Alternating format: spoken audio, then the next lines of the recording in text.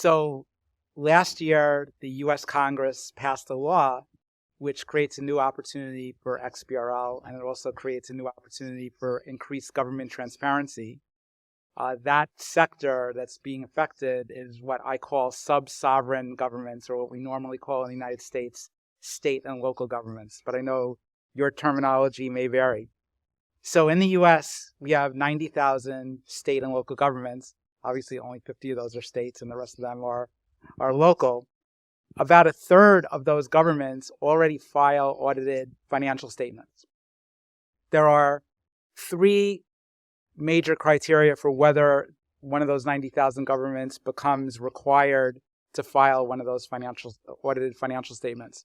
One is if they spend more than $750,000 of federal grant money, they have to file what's called a single audit, so they fall under this requirement.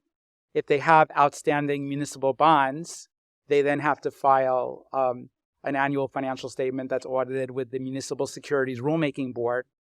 And in some states, even if they're a smaller government that doesn't have municipal bonds, they still have a state-specific reporting requirement.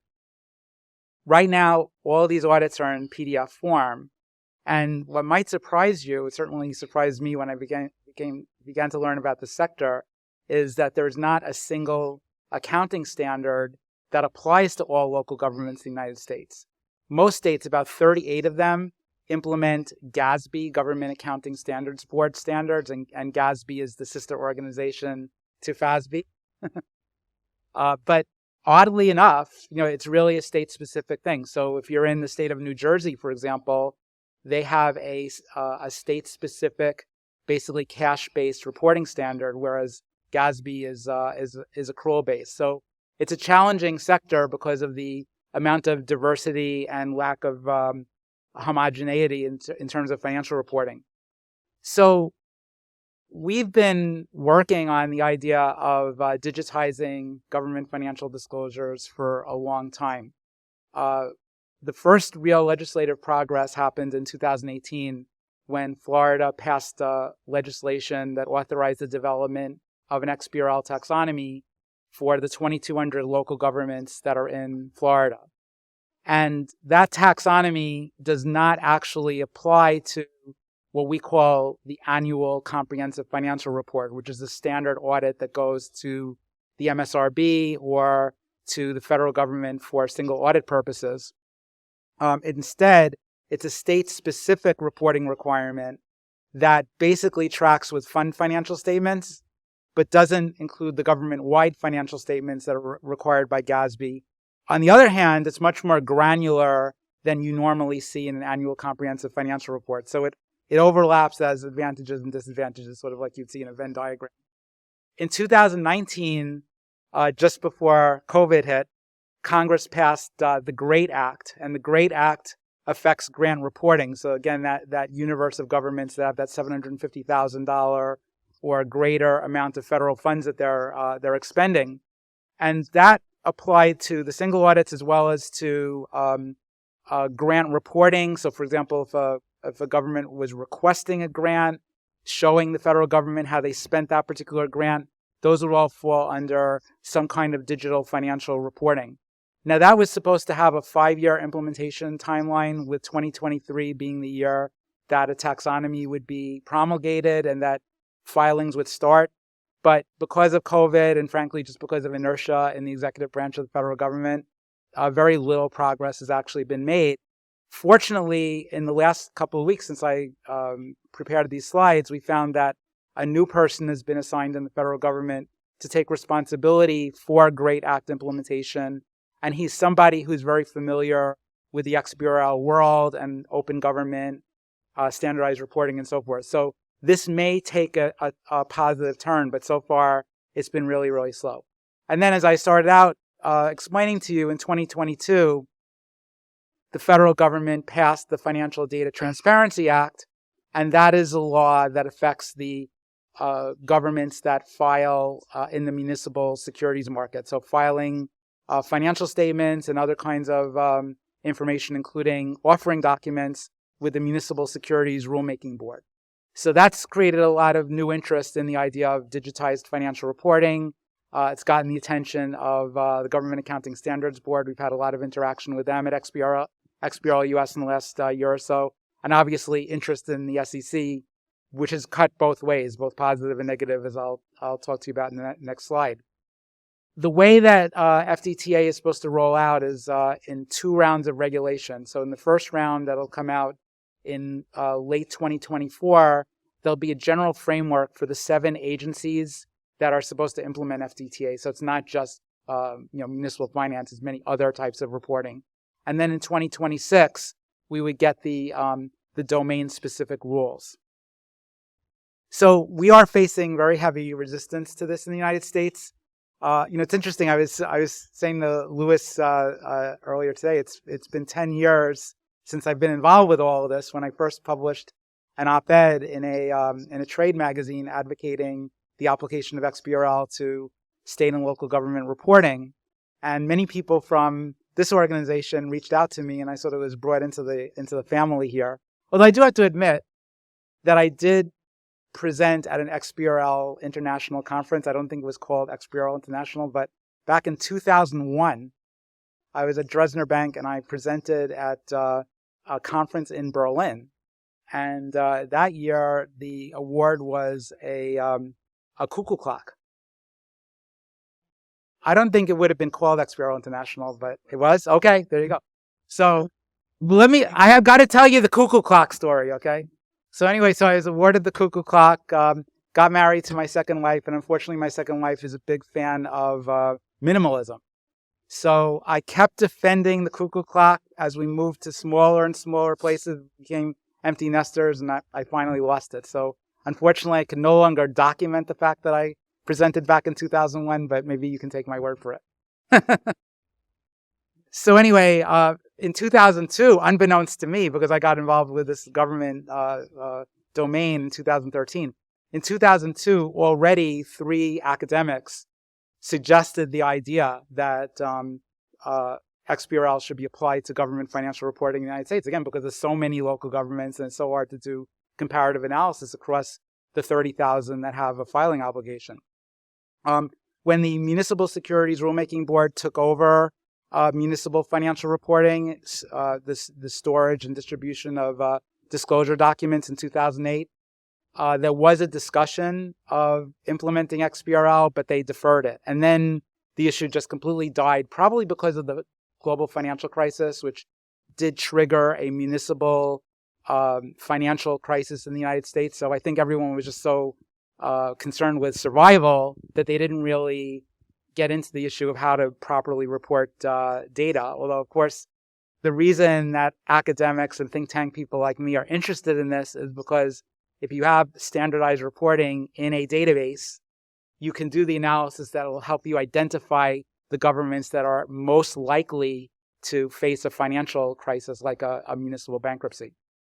So after the XBRL law passed in Florida, unfortunately, we got on the radar of the Government Finance Officers Association, which is the trade association for the issuer community in the United States, and they were not happy. So they've issued statements saying that this is an unfunded mandate, that the federal government should not be forcing state and local governments to do anything, that the SEC doesn't have any authority. They went on to enlist bond issuer groups and even municipal analysts. You'd think people who would be actually interested in standardized data, but they're so bought into the whole, the whole apparatus within the, within the municipal finance community. They just want to please the issuer community. So even they've come out against it. One of the allegations back in 2018 was that this would cost tens of billions of dollars to implement. In 2022, when they were fighting the FDTA, they knocked that down to $1.5 billion.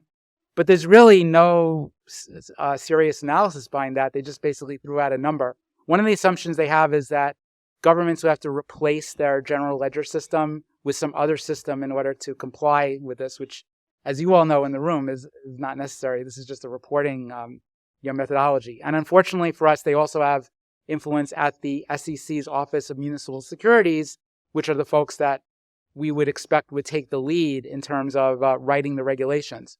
So right now we have municipal XBRL de jure, but I'm concerned that we might not get it de facto unless we as a community continue to fight for this.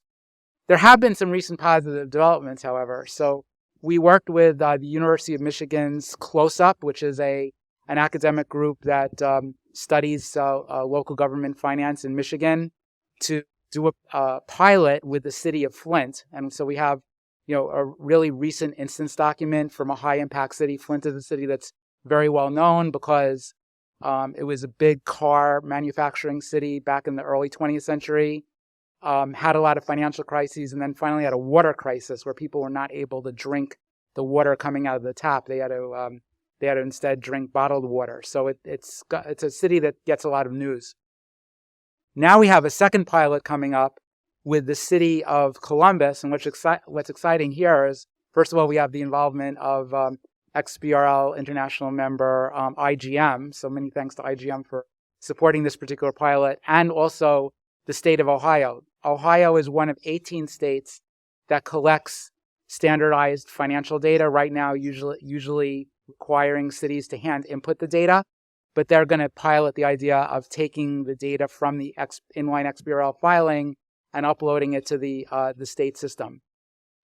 Also positive, we've seen new guidance in the last 2 months from the Office of Management and Budget, which is a unit of the White House, calling for HTML instead of PDFs as being the standard way that agencies should report information. So right now, when you go to the site that has all the single audits on it, you see a bunch of PDFs.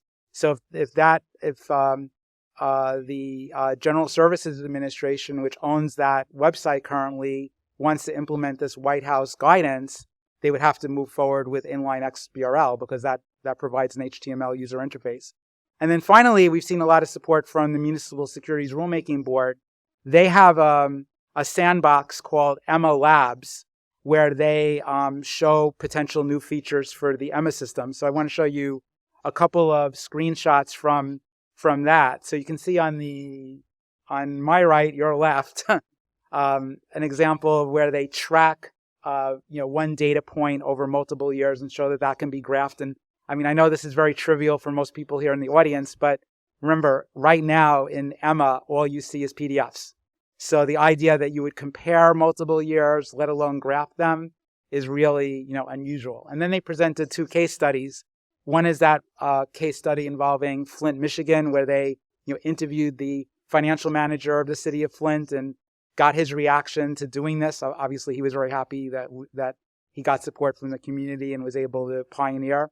And then a very exciting development is the second example that I give here is the Municipal Securities Rulemaking Board itself took its financial statements and tagged them in XBRL and published them on the website. So that's a good example of eating your own dog food. So pretty excited that they would go ahead and do that. So next up for us on the 9th of November, we're having a conference called GovFin 2023, where a full day of speakers discussing government financial disclosure. We have 100 registrants already. I think it was 101 the last time Michelle Savage updated me on that. We have speakers from the SEC, including one who I think will be pretty skeptical, but hopefully when he sees 100 people who are excited about this, maybe he'll think differently. From the MSRB, GASB, Bloomberg, and FactSet. FactSet is the company that took over CUSIP Global Services. This is the security identifying organization that was previously owned by S&P and is running in conjunction with the American Bankers Association, the ABA. This is sort of an adjacency for us because if you want, government transparency, you want to be able to analyze all the information from governments and compare. A big barrier to that is the fact that the instrument identifiers for municipal bonds and other types of bonds in the U.S. is proprietary and not redistributable right now. So, being able to either convince FactSet to open up this identifier or replacing it with a standard open identifier would be, huge. And there's a link there to the event if you happen to be in the U.S. So I do want to put this in an international context real briefly. The U.S. is not the first country that has looked at implementing XBRL for sub-sovereigns. The first one that actually did it is Spain, and that goes all the way back to an announcement by the authorities in 2006 that this was going to be done. Rollout was completed in 2009, and that affected 8,500 local governments in Spain. So, the idea that this is very expensive or impossible is really refuted by the Spanish experience. We've also seen municipal taxonomies in Italy and Brazil.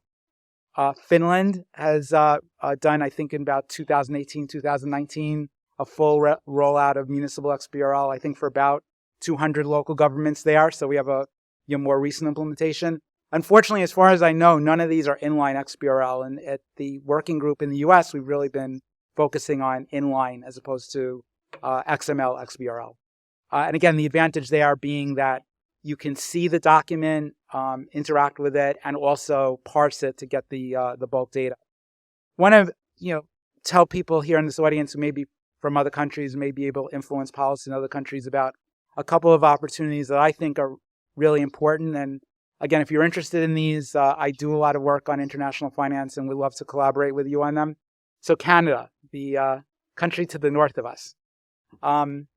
They have 3 provinces, Quebec, Ontario, and British Columbia, that are among the largest international bond issuers in the world. Their bonds, they have euro bonds that trade, on the Frankfurt Exchange. I think one of them has Swiss franc bonds that trade here.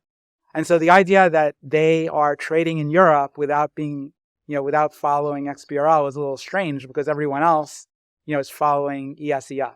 So that seems like, to me, a major opportunity. And they do have a lot of interest in investor relations. So I think outreach to Canadian provinces would be a great opportunity for us. England. So I've been following the municipal financial meltdown in England. So since the year 2020, 7 councils in England, and I'm not talking about the UK generally, I'm talking specifically about England. This does not include Wales, Scotland, and Northern Ireland. 7 in England have filed Section 114 notices, which is basically a statement of insolvency saying that they can no longer meet their budget and can't pay for any more government services. So they essentially have to downsize and may face a central government takeover.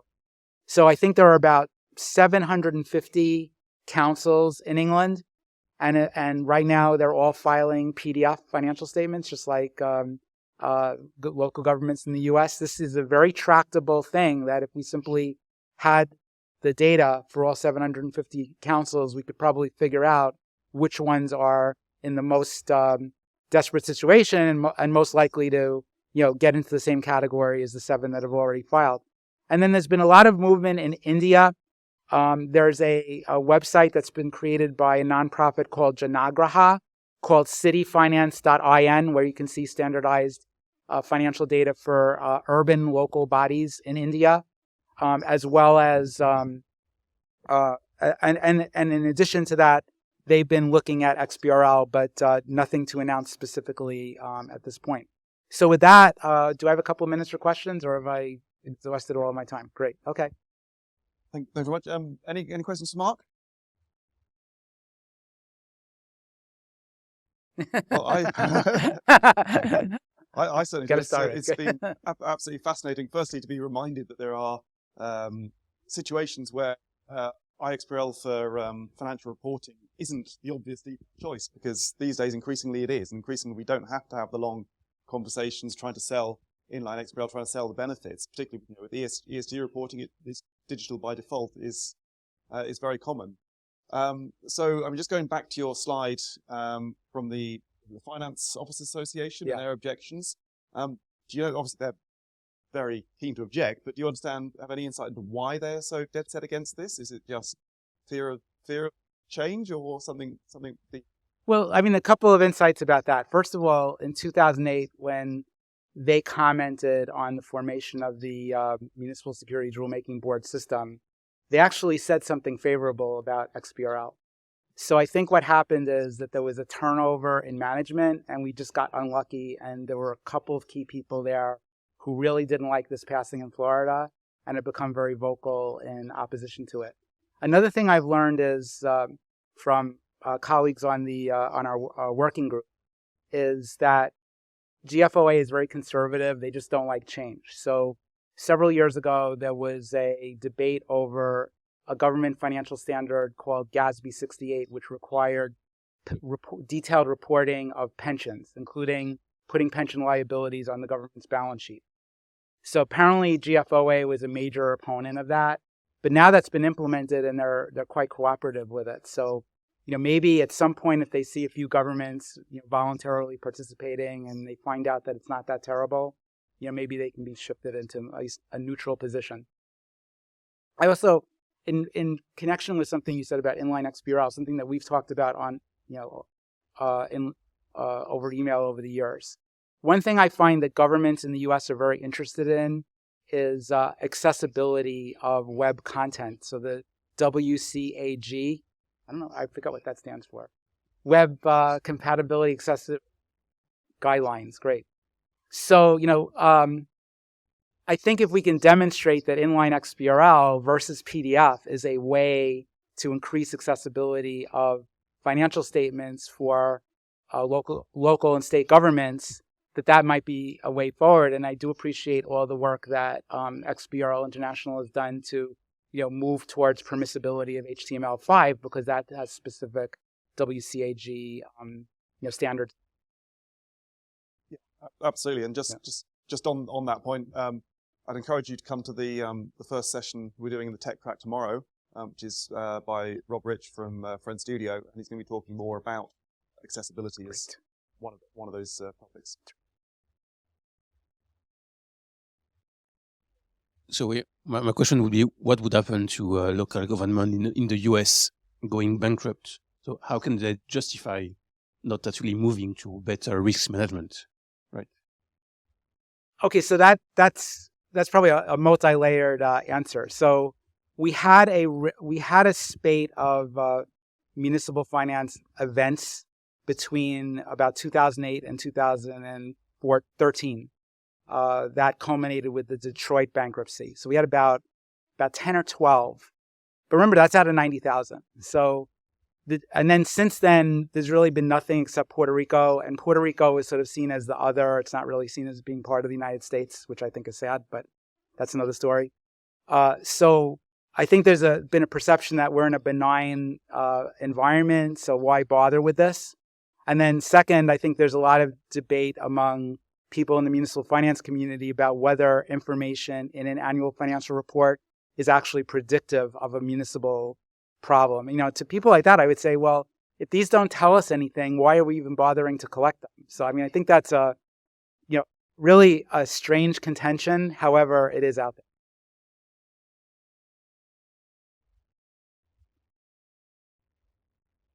Hi.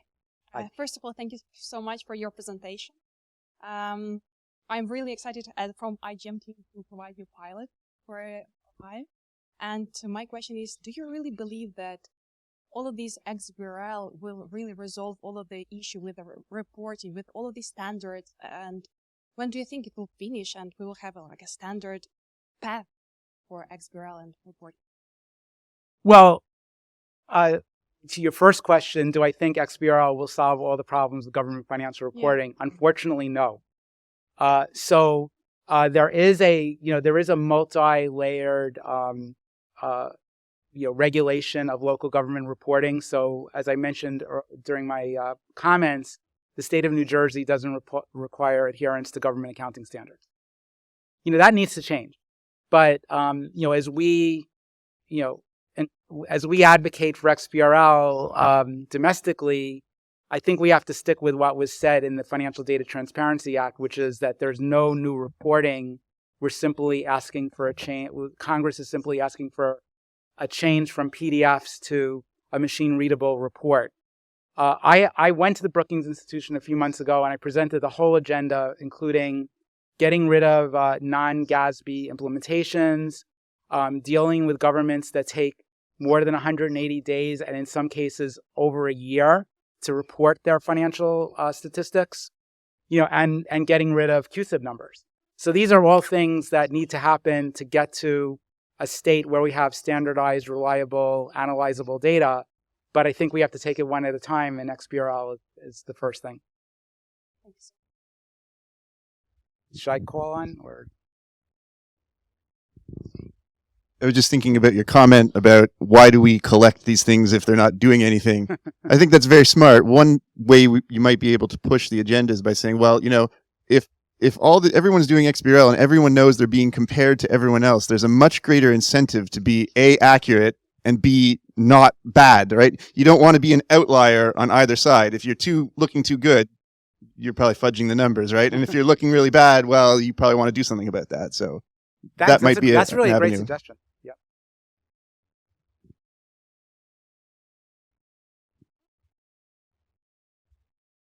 You mentioned a surprising lack of interest in greater access to data or transparency, or particularly the XBRL implementation from the investor side, the analyst side. Could you discuss maybe the reasons why that might be? Thanks. Yeah, I did need to unpack that comment for you. Yeah.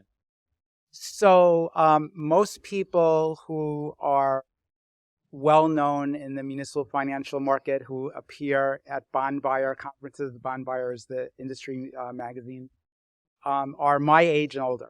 Okay, so they didn't grow up with technology, and they're used to green eye shade approaches, or frankly they're used to highly qualitative, discursive approaches to analyzing municipal credit, which I find shocking. I mean, just to tell a story about a city with no numbers, I don't really get that. But that has dominated, and one reason that's dominated, honestly, is there have been very few municipal financial crises. A lot of us grew up with the one that happened in New York City in 1975. Then there was one in Cleveland. Then we basically went 30 years with nothing, and then we had 12. So it's really like in America, we have the commercials for the Maytag washing machine, and you have this guy who's just sitting there doing absolutely nothing, twiddling his thumbs, because the Maytag washing machine is so reliable that you don't have to worry about it. So that is one problem. That is, I'm showing my age, right? That's, people older than me know about that. So the problem, once again, is that that with a lot of monitoring activities, if there aren't a lot of incidents that monitoring is there to pick up, people become complacent, and so they become less interested in improving the technology to support monitoring. Hope that's responsive.